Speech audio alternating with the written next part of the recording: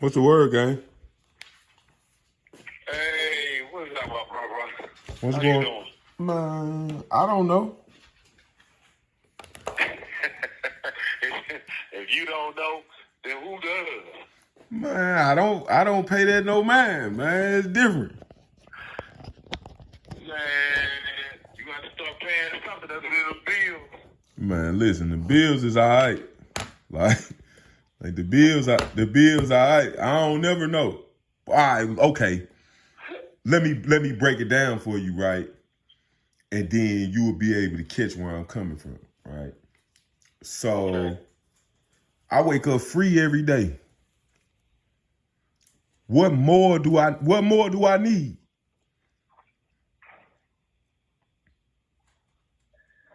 Well, What else I need? other than your freedom, sanity, a good love interest, probably a few rugs rats running around, call you daddy or either uncle. I ain't got none of that, right? All I got is the freedom part. I love it.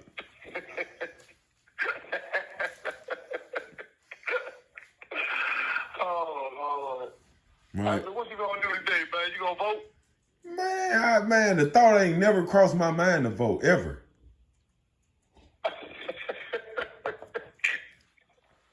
I ain't never voted, Man, look. ever. And I never would. They got on the ballot today, bro. They got on the ballot today, for real. They got on the ballot that if you believe that recreational marijuana should be approved in the state of Missouri, this is the time to vote. Bro, I don't care. I'm leaving. Hey, where you going to? Somewhere weed already legal.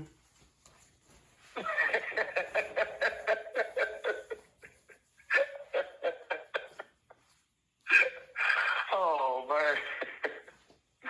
What you do though, you go to the state of California, they allow you to grow 3 plants on your own property for your own purpose use. Listen, and Colorado and a couple other places, right? But look, right, I'm gonna take the puppies out the potty, man. Go on, you know what I'm saying? Have your conversation with the world, man. All right, bro. Come on, puppies, let's go potty. How you doing, world? This is me again, Christopher Dunn. Please allow me this opportunity to welcome you all back to what is known now as Chat Tuesdays. People, today is one of those days that you have to ask yourself, is it worth waking up for? I say this because, not just because where I'm at, but because this is the opportunity for you, as citizens of the United States, to actually make a difference in a world where you matter, where everything that you believe that you should be entitled to matters. Over 35 governors' jobs on the line today. 35 governors throughout the United States. Over 345 seats of the Democrat or the Republican Party are up for grabs today. Today is where democracy takes a stand. It's your time. It's your time to stand with democracy. Listen, people, a lot of us cannot vote. There's over 2.3 million people in the world incarcerated right now. There's over 4 million of them who are on parole or either probation and who cannot vote. So those of you who can vote, this is the opportunity for you to pay it forward. Vote for those of us who can't vote. These are voices that are not heard. cannot sit here and stress how important it is for everyone to get out there and vote. We sit here and complain all day, every day about why is it that it makes no difference if we vote or not. Listen, I've said this before. How can you complain about something when you do something to change it? If you got out there and voted, then you have a right to complain. You have a right to sit there and say, this is not being done for you as a citizen of the country. But if you choose not to get out there and vote, then how can you complain about anything? First, put a dog in the fight before you sit there and say you don't have a winning chance. It's like that old thing. If you want to learn how to run, you first have to crawl, then walk, then run. Stop trying to get to the finish line before everybody else. Life should not be a race. It should be an adventure. It should be a gift, a blessing. It's like freedom.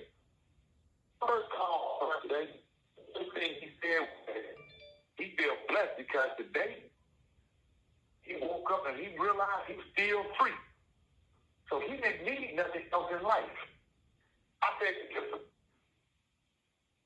I believe that in order to fully be happy and free, you should have no restriction on what you're able to do for yourself, to prepare yourself forward to enjoy this life. Now, I'm not talking about nothing that's criminal. No, not at all. But there's nothing like having a child to call you mama or daddy. There's nothing like having children say uncle or auntie. There's nothing like waking up in the morning and being allowed to choose what you want to watch, what you want to eat, where you want to go. And nothing like that feeling. To just walk out of your own door and smell the air and say to yourself, this is your life. Freedom is a luxury I cannot imagine. It's something that I wish I had. But that was taken from me 33 years ago. It's a luxury in which I cannot enjoy because the state still chooses not to give it to me. It puts roadblocks in front of it, so I cannot enjoy it. When you open up the door and say that this person is innocent, or that this person met the gateway standard of actual innocence, or the freestanding claim of actual innocence, when you sit there and say that there is no jury that can convict this person with the evidence in which they produced before this court, or that it is a part before this court that the petitioner was convicted based on the testimony of a liar, you would think that those people who have the authority would do the right thing and correct the mistake that has held me captive for the past 33 years. But that's too much like right. People, today is that day that you go out there and vote for those certain people. Those certain people who have that authority to free me. Whether it is Steve Omar the single circuit court judge, who is the then prosecutor, who helped fabricate my conviction, who helped me to serve the remainder of my life for something in which I did not do. The same person who conspired with the two witnesses who placed me in this situation, as well as the homicide tester, Gary Stidham. That's right. I'm talking about own one of these silky G's of St. Louis City homicide department. Even though he's retired, still, you got to ask yourself, especially those of you who reside in St. Louis or in the Missouri. When are you going to stand up for the right thing? The issues that really matter to you. Understand that society right now is going through a number of issues. You're dealing with inflation. You're having more concern about border control. You're having issues about Roe versus Wade and the constitutionality of it. I understand it. And a lot of you are really concerned about education, even though education is the last thing that's all your list of concerns. It's sad, but still, I understand. And I understand that most of you are concerned about the rise of crime, violent crimes. Listen, people, no matter how many politicians come together and create a more stringent law to try to curtail or try to lead the violent crime rate, it's not going to happen. The harder you become on people, the more desperate you become in trying to survive. They don't care if they have to kill to steal. They don't have to care. Because their survival is more important to them than your life is. I say this because here it is, I'm in prison. And I see the same young people that came from society that's here now because they killed someone. Or because they felt the need to steal. So in the process of stealing, they killed. And these young guys have no sense of understanding when it comes to respecting another. Most of these guys in here live for them and them alone. So what makes you think they cared about you? People, I never thought in my wildest dream of my entire life that I would see so many young men in prison like I see today. But I knew eventually with the laws that were put in place back in 1994 with the Bill Clinton Crime Bill Act that was approved, or better yet, that was really thought of by Joe Biden, I knew the possibility of society taking a hit when it came to violent crime. I knew that was going to happen. But right now, what you need to do is get out there and be the voice. Be the voice for the people. Be the voice of us who cannot speak out. I woke up this morning and turned on the television. And I saw this movie. It was 1 hour and 33 minutes. And it was about a young man in the state of California who was a promising college football player who had the potential to go pro.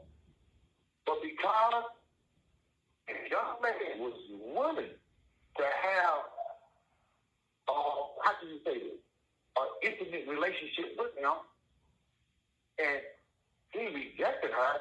She felt disrespected or insulted. So what happened?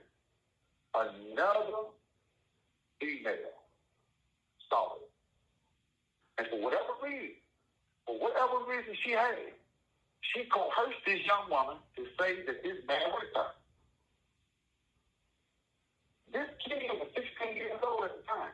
This was around, 2002. If I'm not mistaken, I believe that it was in Long Beach, California. And the young man, he did not want to go to prison. His mother, she garnished the home to pay for his legal fees. A single black woman. And this is her only child. So, she going to sacrifice for this child. So, she gave up her home, her car, everything that she had to provide an attorney for this young man, whose attorney ended up selling him out. The attorney told him to plead no contest to the crime because he would get probation. This young man stood in front of that judge and pled no contest and still was sent to prison for 6 years. And during his incarceration, he liked the most like the rest of us. We went through that period where we lost hope.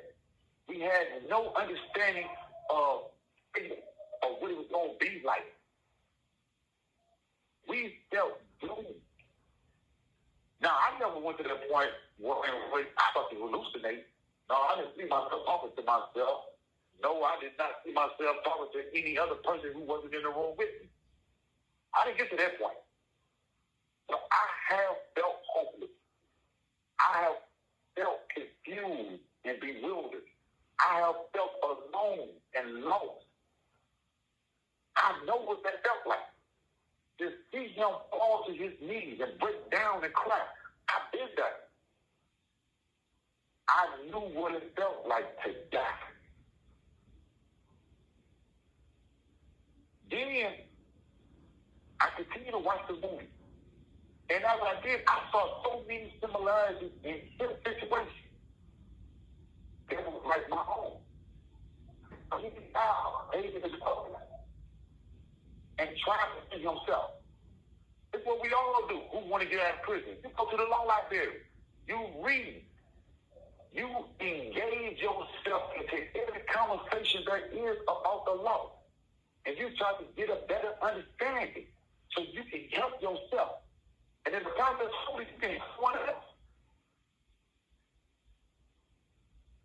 As this young man continued to read and try to litigate all this, he was no lawyer, but still he tried. But then the courage by Morgan Freeman, that's about Morgan Freeman. He came in there. And he tried to be the voice of reason for this young man. He saw Morgan Freeman twice. But Morgan Freeman's voice stayed in his head for 11 years, even after he was released. It made something. Now, this young man, he did like I done. He contacted the California Innocent Project, proposed to him, and asked for help. With little band for the director of the program, he took it to his students. He took it to his cousins. This call is from a correctional facility and may be monitored and recorded. They were willing to order the issue for him as it became a study for him. It became a practice for him. So they can hone their own skills and litigation. But the director himself, he did not see the importance of fighting a case like this. Now here it is, this promising young football star. life was just snuffed out from up under him. His freedom gone. He sat there and sat there for years and years and years. Then who knows what bound him? Death, rape, assault, robberies, all in prison. And if I told you that stuff is not happening in prison, then I'd be lying. We have seen countless assaults, rape, men on men raping women, men raping other men, robberies, beat down, stabbing, murder. It happens in prison. This is just that of another society with rules almost similar to those out there in society. But in here, it's a little bit more concentrated because we are so isolated and compacted to one acre. And here it is. This young man, like many of us, tried to navigate our ways through this maze. But trouble will find you. You don't have to go looking for it. It will find you. And then you're stuck with, do I defend myself or try to go home? Will I let this guy rape me? Or am I going to take his life for trying to rape me? Or am I going to let this guy steal my property? And let the other guys continue to steal my property? This is what we're faced with every day. I know some people may be saying, well, most guys are in prison, you deserve to be in prison. And whatever happens to you, you deserve it. Because it's retribution for whatever crimes that you committed. Okay, people, listen. I'm in prison, not because of something I've done, but because of something somebody else chose to do to me. I'm in prison because someone felt the necessary need to lie on me so that they can free themselves from their own problems. So they won't have to come to prison for the crimes that they committed. That's why I'm in prison. So before we start judging this book, open it up and read a couple pages before you give a review on it. But just like this young man, Brother Freeman gave him a book to read. And I had to sit back and think to myself, it was just like what my Dr. Pines did for me. They gave me a book to read. It wasn't the Bible.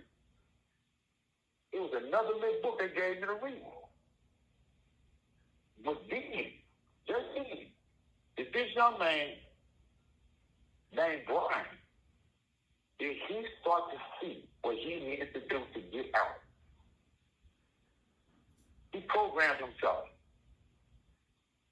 He started to train, kept his body in shape. That's what he ate. Went to school. He continued to advance and enhance his intellect while he was there. So he could become something after he was released. Even though they took his dreams from him, he still believed that there was something else out there in that world for him. And it motivated him. It inspired him. It propelled him forward. That hope, this small inkling of hope, gave him life again. Gave him a purpose for experiencing and wanting to live life. But the bad thing about it is that he has to get out of prison after being wrongly convicted and being able to understand what was actually taking from him. When Brian woke up one morning, he didn't expect that the same young woman who accused him would contact him. He didn't expect that to happen, but she did. She sent him a Facebook friend request. kick it with him because she saw him on the internet. And she wondered how he was doing. Today, he took this man's life, took this man's dreams, took this man to prison. But you want to kick it with him. Okay. He had the mindset to contact a friend of his. His friend had a friend who was an insurance investigator. And he allowed him to come in there as a mediator, and sit down between the two and to get her to begin her testimony.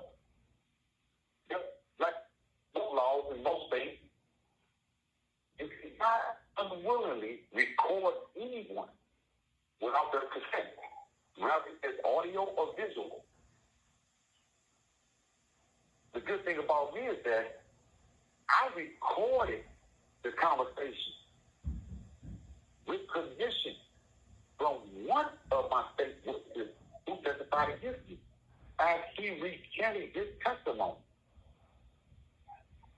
Two investigators talked to my witness and actually recorded the testimony of the recantation. So, even though this was in the state of California, this right here was legal.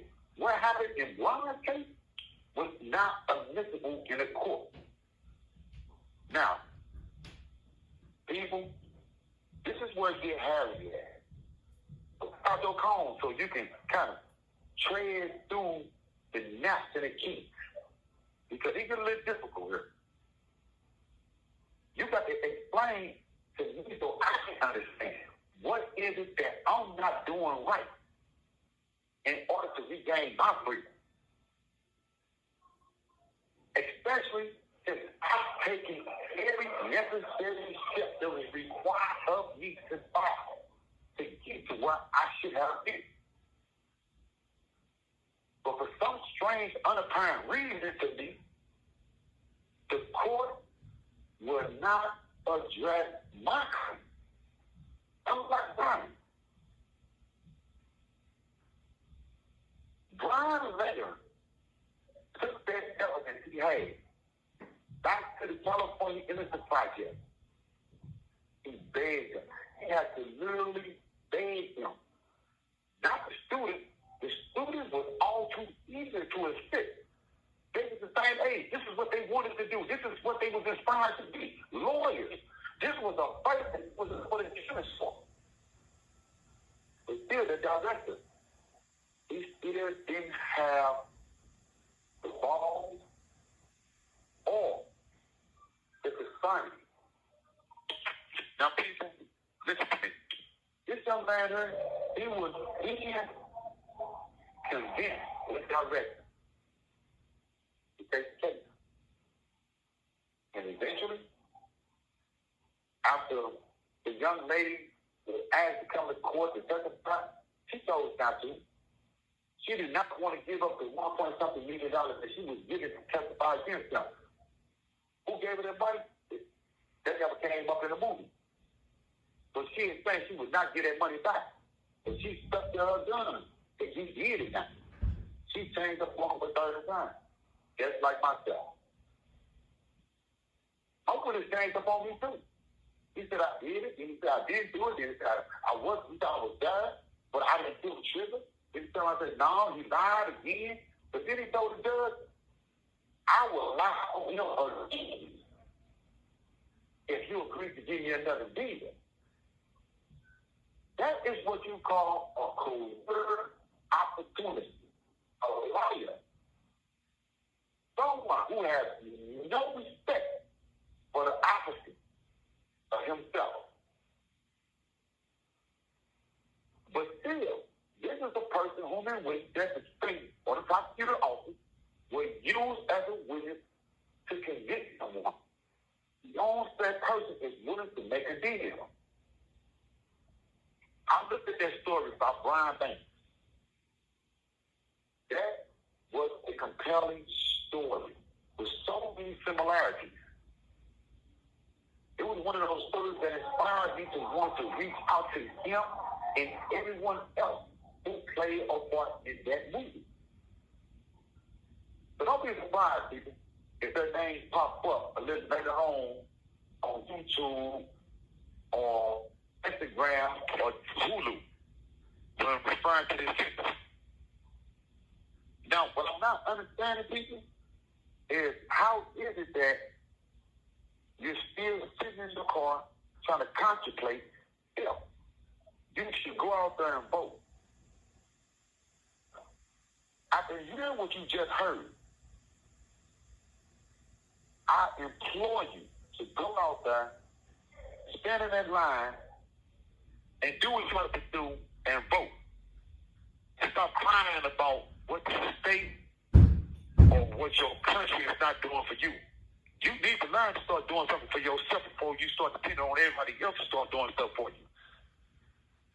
Our problems start with ourselves.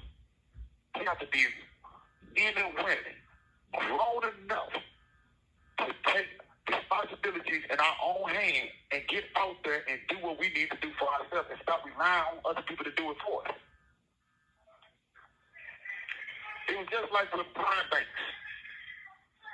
I would never forget that story because the story is so similar to my own. And here it is. It's just like after that movie went off, you know, the next movie on television was The Green Mile. When another man get executed, a gift of God get executed. Not because he was guilty of the crime, but because he chose to get executed. He got tired of seeing the negativity, the hate, the anger. He got tired of it. Listen, people, I'm tired of it too. Really, I am. I'm tired of it. And it's time that we as a people come together and stand for something. Hold fast, you're going to hear this loud ass, oh, I hate this prison.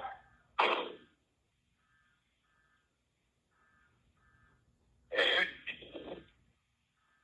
about 5 times a day, you're going to hear that door shut. 4 times after the day, you may have to stand up and be counted like you're a cow or some type of a herd. Every day, 3 times a day, you're going to walk back and forward to their kitchen to go eat whatever slop they have on their tray. Every day, you wake up, no offense, but you wake up in a cell with another grown man. You might hear him pee. You might smell him defecate. But be for real, what type of a life is that? I can sit here and draw all day. I can sit here and do portraits all day. I can sit here and do animations all day. Just to take my mind off of where I'm at.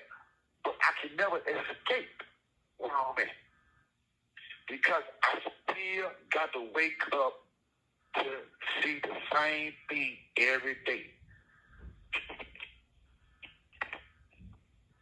I just wish that you will go out there and finally vote. Vote for something that's going to matter. Vote for prison reform. When you go out there and you choose to pick that ballot up, and for the first time, most of you young 18-year-olds, when you go out there, I want you to look at this as an experience, that this is the beginning of your adulthood. This is the beginning of the rest of your life, where you start to make grown-up decisions that will change or alter the course of future events. Things that actually matter, not just for you, but for the multitude. If we went through life and we chose not to take this opportunity to vote, then you mean to tell me everything that your mother, your father, everything that your grandparents and their parents fought for, that you would have allowed them to fight for something that you're not willing to defend. I have a kid, and my little ducky is the one thing in life that I will defend until I am no more. Sure, I have nieces and nephews that I love dearly, and I will defend them until I am no more. But I learned that their lives mean so much more to me that it's not that I'm willing to die for them, but I'm willing to live for them. I have to sit back and think about that.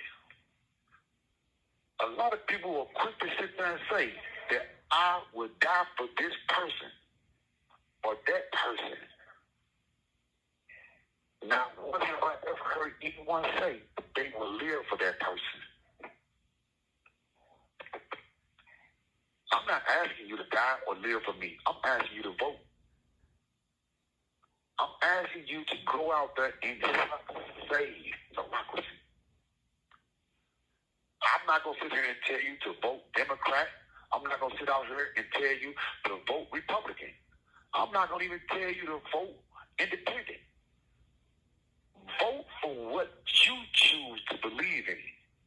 What you believe in now. At the end of the day, as long as you're satisfied with what you voted for, that's all that matters. Now, if I had the chance, oh yes, I'll vote to recall that one particular judge in the city of St. Louis. I will vote to recall Steve Omer. Get him off the bench. He should not serve as a circuit court judge because of the lies that he told to put me where I'm at right now while he was a prosecutor. If I had the chance or the opportunity, period, I will vote to strip Gary Stidham, the former homicide detective, of any pensions that he received from the time that I was arrested to the time that he retired. And if possible, I will make him reimburse the city or the state for any payment that he received during that time frame. If I had the opportunity to vote, I will vote to overturn Lincoln versus Cassidy, a case that's put a roadblock in front of all of us who are actually innocent but cannot go any further. If I had the opportunity to vote, I will vote to remove, that's right, to remove Erg Schmidt from office. I wouldn't allow that man to go to Washington, D.C., but he's not the only one. He's not the only politician that's out there running for that D.C. seat. But the thing is, Erg Schmidt is fighting against his own circuit attorneys throughout the state of Missouri. You see, people, it's just like in that movie with Brian Banks. It's just like in that movie. When he filed what is known as a habeas corpus petition, he filed for his freedom. He filed to be released because he believed that he was being illegally held. I filed a habeas corpus for the same exact reason. A judge declared me innocent. And here it is. Erg Schmidt has fought against every case that was actually innocent prone. He fought against his own circuit attorney deputies. Because in his heart, he believed that he's upholding the honor of the office in which he was elected to. He's not upholding the honor of justice. It's his office that he's upholding the honor for. And it's sad because it says that he has not the confidence, support, or respect for his circuit attorneys. He do not believe that they can make a sound judgment as to which they do to go for. I'm not sure what's going to happen tomorrow, but I do know that this November 8th, it will define a day in history unlike any other day since that of Barack Obama becoming president. Because now, and that's a small if either party get control of the House and the Senate, as well as the White House, you will see nepotism at its all-time high. You will see not just conspiracy theorists, but you will see the same thing you saw when that one young little man who had that red hat, and he influenced everybody to march down the street because he believed that somebody took his little bitty ball and wouldn't let him play right. Listen, people, we need to overturn Lincoln versus Cassidy. We, the people of the United States, remember that? And we, the people of Missouri, especially you voters, need to ask every legislator, every senator, whether it's Democrat or Republican, ask them, why is it that the state of Missouri do not recognize freestanding claim of actual innocence? It's the only state out of all the states in this country that don't recognize freestanding claim of actual innocence. Even Texas recognizes it. Even Florida recognizes it. Mississippi, Tennessee, Kentucky recognize it. People, these are some of your greatest red body states, hardline Republicans, but they believe in freestanding claim of actual innocence. From North Carolina to South Carolina, these are your southern states. These are those up under the 30-36 parallel. This is the only lone wolf who don't want to recognize freestanding claim of actual innocence. But if you look at it, if that is not kidnapping, then what is? They would rather pass the marijuana bill before they pass a bill that would benefit the country or the state itself, or that of those who are actually innocent.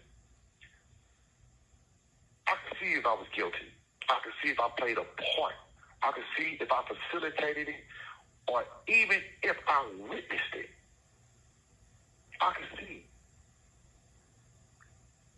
But people, I was not there at the time of the crime. I didn't even know the victim of the crime. I knew of something that he was supposed to have done the day before he was killed. And I believe in that old saying, if you live by the gun, you may die by the gun.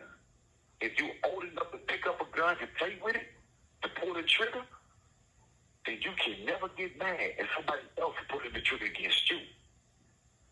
You got to expect the unexpected. But in that case, it was expected to happen. But it wasn't because of me or anyone that I was associated with. I didn't know the victim or the person or people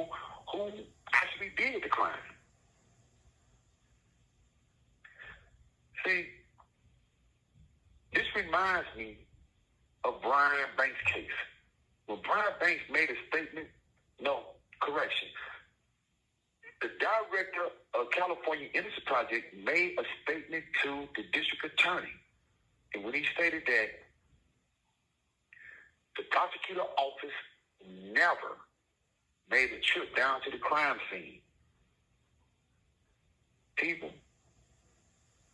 the prosecutor in my case, Steve Moore, never went to the crime scene to investigate the legitimacy of the witness testimony.